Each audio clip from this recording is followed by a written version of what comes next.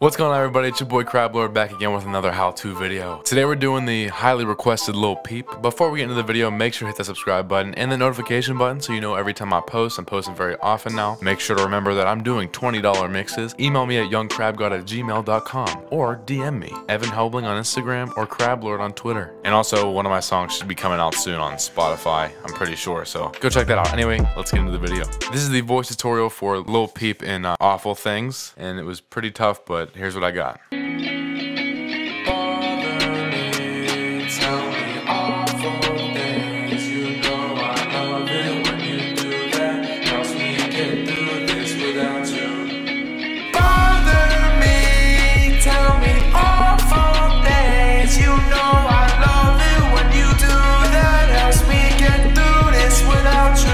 I recorded the second part like 1,000 times. My voice could not stop cracking, but I had to get it done. So I'm not going to redo it live, but I'll do my own little thing at the end just for fun, so stay tuned for that. So with the intro part, when I was listening to the song, I realized that, so he would start with the lead track, and then like every quarter way through, he'd add another one that was like in the background or the sides. Here's what I'm talking about. There's one. There's two.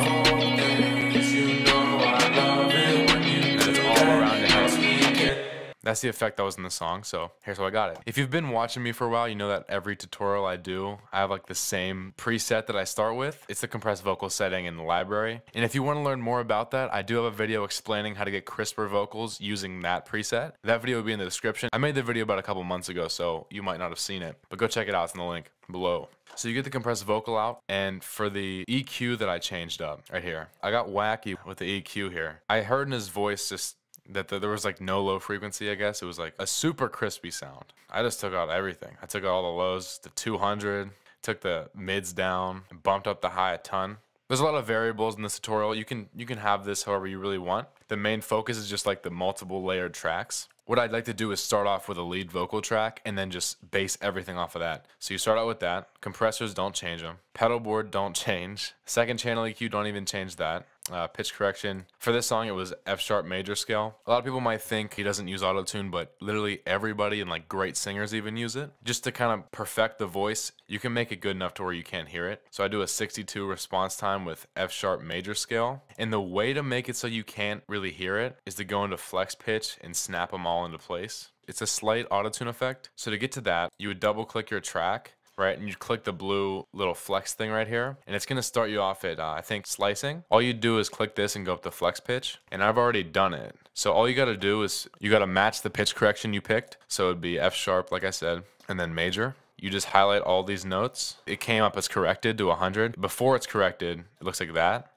You snap them all. It just snaps them all into the perfect arrangement. Sometimes it doesn't. Sometimes you have to manually pick up notes. That's another tutorial to come, so that's flex pitch for you. So that plus pitch correction gives you a slight effect, but that does fix your voice. You can't really tell it's there, which is very important for this. And the next is only I use reverb. The reverb I use was in the Space Designer in a bus. And with the compression setting, the bus comes with it. And you'd see in bus 2 Space Designers there. So you just click on it. I always pick large spaces. His voice is a ton of reverb, I feel. So I did a large space in a hall. And warm vocal hall is what I picked, 3.3 second reverb. Reverb's all the way up. Oh, and the reverb for these tracks are all pretty high. 9.6 for the lead track, and then everything else is around like 15. It's a lot of reverb on these vocals, especially for the lead track. So now this is what it sounds like.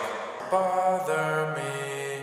Now it's time to do the doubling effect. You can't just copy and drag. You have to re-record it every time. So as you can hear, like, tell me awful things, you know I love it when you do that, helps me get through this without you. Record them 3, 4, 5 times, and the way to split them up, my favorite way to do it, is to use one of my favorite plugins, sample delay. So you don't want sample delay on the lead track. Everything that backs it up you do. So for second track, we have a sample delay with a left delay, so you hear it more on the left side at about 500.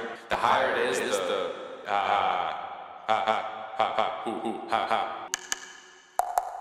but we want it 500, that's too intense. Second one, I dropped the volume a little bit, and the sample delay is on the right now at 500. And the last one, we have a 900 delay, so it's even wider, but it's still around the right side. Now with all those, I do have different EQs, but all I did every time was I'll go into my controls here. As you can see, pay attention to these two.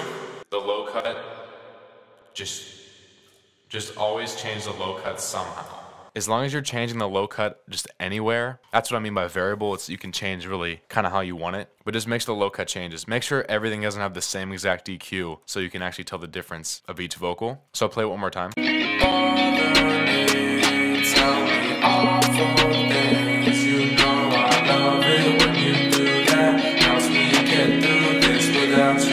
Alright, there's your intro. Now for these, the only really crazy one is the lead one. The lead track, which is right here, as you can tell, because I added distortion to it. I wanted it to be like a powerful voice.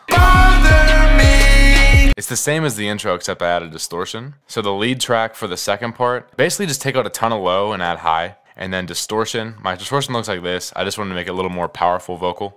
Pitch correction, my reverb's at -13. And now the difference is the backups. I have sample delay. I also use the panning tool. There's sample delay on the left, and I also pulled it halfway to -32. And then sample delay on the right, and then I moved it to +32. And the EQs for these are pretty much the same. Just basically record the same vocal over and over again and layer them. But just make sure you use sample delay or use the panning tool to make it left or right. And that about does it for this tutorial. Please subscribe to